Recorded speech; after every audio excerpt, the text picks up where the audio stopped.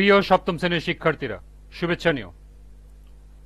আজকে আমি তোমাদের 2025 সালের বাংলা বিষয়ের নতুন বই আনন্দ পাঠ থেকে অষ্টম অধ্যায়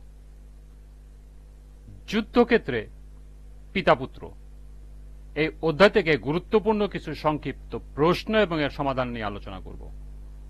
প্রথমে তোমাদের বলবো, যারা আমার চ্যানেলটি সাবস্ক্রাইব করো নাই তারা আমার চ্যানেলটি সাবস্ক্রাইব করবে এবং আমার সাথে থাকবে। তাহলে চলো আমরা ক্লাস শুরু করি।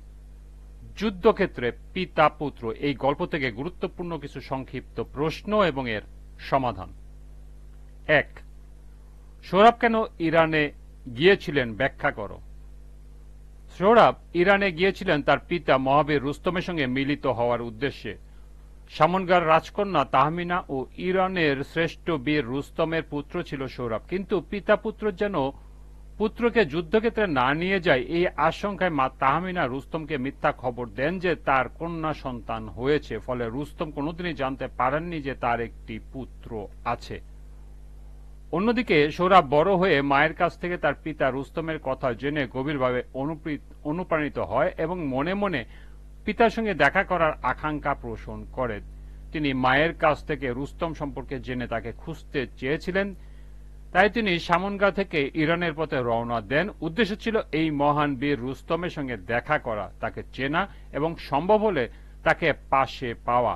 পিতার প্রতি টান ও চেনার আকাঙ্ক্ষাই ছিল তার এই যাত্রার মূল উদ্দেশ্য।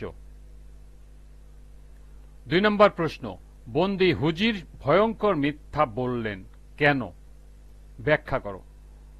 বন্দী সেনাপতি হুজির ভয়ঙ্কর মিথ্যা বলেছিলেন ইরানের নিরাপত্তা ও স্বার্থ রক্ষার জন্য। তিনি জানতেন সবুজ শিবিরে যিনি অবস্থান করছেন এবং যার বর্ষায় সিংহের মুখ পতাকায় আজদার চিত্র, তিনি আর কেউ নন, স্বয়ং মহাবীর রুস্তম।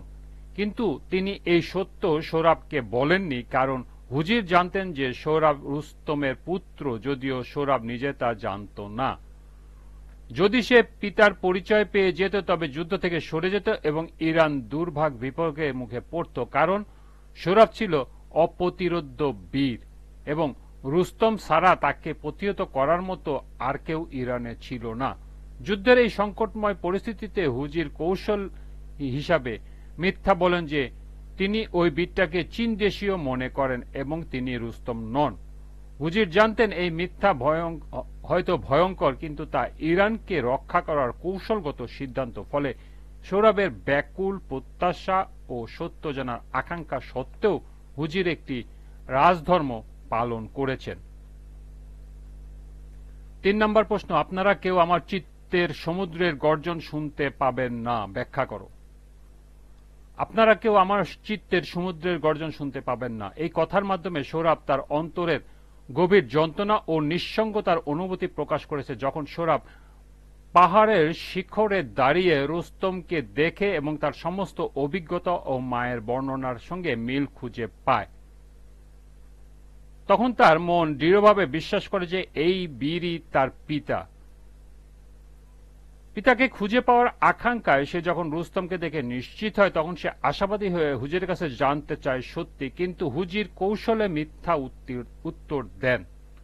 হুজির মিথ্যা বললে তার মনে প্রবল হতাশা ও ক্ষোভ জন্ম নেয়। সে অনুভব করে তার হৃদয়ের গভীর কষ্ট ও আবেগ কেউ বোঝে না, কেউ বুঝতে চায়ও না।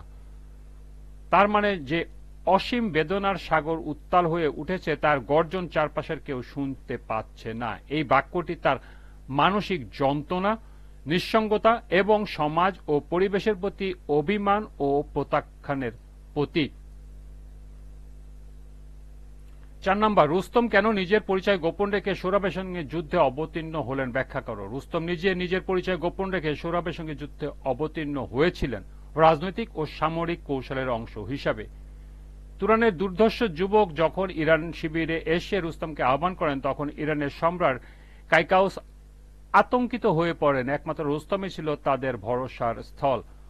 প্রথমে রুস্তম যুদ্ধ করতে অস্বীকৃতি জানালেও ইরান সম্মান ও নিরাপত্তার সাথে তিনি যুদ্ধ সিদ্ধান্ত নেন। তবে সম্রাট ও সেনাপতিদের পরামর্শে রুস্তম নিজের পরিচয় গোপন রাখেন।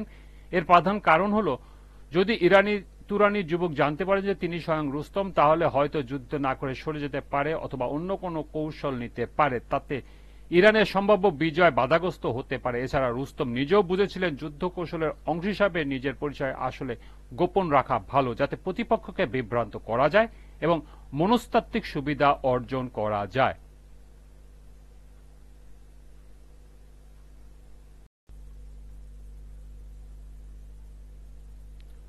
পাঁচ নম্বর প্রশ্ন, প্রতিহিংসার অনলে দগ্ধীভূত মানব পিতা আর পুত্রকে অথবা মানব পুত্র তার পিতাকে চিনতে পারে না, ব্যাখ্যা করো। প্রতিহিংসার অনলে দগ্ধীভূত মানব পিতা তার পুত্রকে অথবা মানব পুত্র তার পিতাকে চিনতে পারে না, এই বাক্যের মাধ্যমে বোঝানো হয়েছে যখন মানুষের হৃদয়ে প্রতিহিংসা, ক্রোধ ও যুদ্ধ প্রবণতা জ্বলে ওঠে, তখন রক্তের সম্পর্ক, ভালোবাসা, মমতা ও আত্মীয়তার বন্ধন ম্লান হয়ে যায়।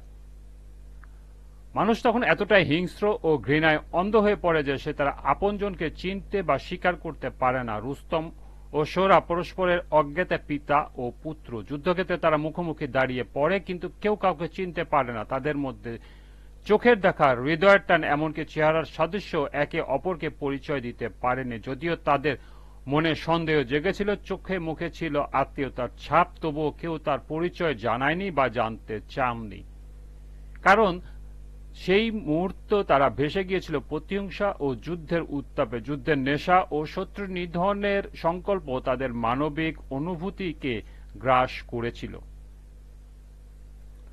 6, রুস্তম কিভাবে তার জীবন রক্ষা করেন, ব্যাখ্যা করো। রুস্তম তার জীবন রক্ষা করেন প্রতারণার আশ্রয় নিয়ে, সামান্য অভিজ্ঞতা ও কূটকৌশল ব্যবহার করে। যুদ্ধের ময়দানে তিনি যাকে প্রথম সামান্য তুরানি বালক বলে তুচ্ছ করেছিলেন, সেই সোহরাবের কাছে তিনি পরাজিত হন। সোহরাবের তীক্ষ্ণ অস্ত্রের আঘাতে রুস্তম মারাত্মকভাবে আহত হয়ে পড়েন এবং মৃত্যুর মুখে পৌঁছে যান। সেই সংকটময় মুহূর্তে রুস্তম যুদ্ধনীতি নামে এক ধরনের প্রতারণায় আশ্রয় নেন। তিনি নবীন যোদ্ধা সোহরাবকে বলেন, যুদ্ধের নিয়ম অনুযায়ী প্রথমবার শত্রু পরাজিত হয়, তবে তাকে দ্বিতীয়বার যুদ্ধের সুযোগ দেওয়া উচিত। অভিজ্ঞ, বয়োজ্যেষ্ঠ এবং কথায় বিশ্বাস করে সোহরাব রুস্তমের এই কথাকে সত্য বলে ধরে নেয় এবং তাকে দ্বিতীয়বার যুদ্ধ করার সুযোগ দিয়ে সরল বিশ্বাসে সরে আসে। এইভাবে এক প্রবীণ যোদ্ধা, যে কিনা যুদ্ধের ন্যায়নীতি, সাহস ও সম্মানের প্রতীক হিসাবে বিবেচিত, সে নিজেই প্রতারণার আশ্রয় নিয়ে তার নিজের জীবন রক্ষা করেন। 7, শত্রুকে করতলগত করে কোন বীর কোথায় তাকে মুক্ত করেছে হে নির্বোধ বালক, ব্যাখ্যা করো। শত্রুকে করতলগত করে কোন বীর কোথায় তাকে মুক্ত করেছে হে নির্বোধ বালক। এই বাক্যে রুস্তম যুদ্ধের কঠোর বাস্তবতা ও নিষ্ঠুর নীতি তুলে ধরেন। তিনি বোঝাতে চান, যুদ্ধক্ষেত্রে একবার শত্রুকে পরাজিত করা মানেই তাকে নিধন করা, কারণ যুদ্ধ কোনো করুণা বা দয়ার জায়গা নয়। কিন্তু এই কথার পেছনে রুস্তমের ভয়, কৌশল এবং প্রতারণার ইতিহাস। আগে তিনি নিজেই সোহরাবের সরলতার সুযোগ নিয়ে বীরের ধর্ম নামে একটি মিথ্যা ধর্মের কথা বলে প্রাণ রক্ষা করেন, কিন্তু পরে সেই একই ধর্ম যখন সোহরাব তার উপর প্রয়োগ করতে চায়, তখন রুস্তম তা অস্বীকার করে। রুস্তম সোহরাবকে নির্বোধ বালক বলে সম্বোধন করে বলে যে, তুমি বীরত্বের প্রকৃত অর্থ বোঝো না। তুমি বীরের নামে, ধর্মের নামে এমন অনুচিত দাবি করছো যে যিনি শত্রুকে পরাজিত করে তাকে ছেড়ে দিতে হবে। বীরের ধর্ম হলো কঠোরতা, সাহসিকতা ও শত্রুকে পরাস্ত করা, কোনো পরিস্থিতিতেই শত্রুকে মুক্ত করা নয়। 8, যুদ্ধক্ষেত্রে পিতাপুত্র গল্পটি সংক্ষেপে তোমার নিজের ভাষায় লিখো। ইরানের মহাবীর রুস্তম বিয়ে করেন পাশের শান্তিপ্রিয় দেশ সামনগার রাজকন্যা তাহমিনাকে। বিয়ের কিছুদিন পর রুস্তম ফিরে যান নিজের দেশে। তাহমিনার গর্ভে জন্ম নেয় তাদের পুত্র সোহরাব, কিন্তু পুত্রকে যুদ্ধে নিয়ে যাবে এই আশঙ্কায় তাহমিনা রুস্তমকে জানায় তার কন্যা সন্তান হয়েছে। কয়েক বছর পর সোহরাব বড় হয়ে একজন অপ্রতিরোধ্য তরুণ বীরে পরিণত হয়। মায়ের কাছ থেকে পিতার নাম জানতে পেরে সে পিতার সন্ধানে ইরানে আসে। এদিকে তুরান থেকে ও ইরানের মধ্যে যুদ্ধ শুরু হলে সোহরাব তুরানি সেনাপতি হিসাবে যুদ্ধে নামে। যুদ্ধে প্রথমবার রুস্তম সোহরাবের কাছে পরাজিত হলে প্রতারণার আশ্রয় নিয়ে বেঁচে যান, কিন্তু পরের দিন আবার যুদ্ধের সময় সোহরাব অসাবধানতাবশত পড়ে গেলে রুস্তম সুযোগ নিয়ে তীক্ষ্ণ ছুরিকাঘাতে তাকে হত্যা করে। মৃত্যুর আগে সোহরাব নিজের পরিচয় প্রকাশ করলে রুস্তম বুঝতে পারেন তিনি নিজের হাতে তার নিজ পুত্র পুত্রকে হত্যা করেছেন। এই নির্মম সত্য জানার পর রুস্তমের হৃদয়ে নেমে আসে গভীর অনুশোচনা ও হাহাকার। এই ছিল যুদ্ধক্ষেত্রে পিতা পুত্র গল্পটি থেকে 8টি গুরুত্বপূর্ণ সংক্ষিপ্ত প্রশ্ন এবং এর সমাধান। আজকের ক্লাসটি এ পর্যন্তই।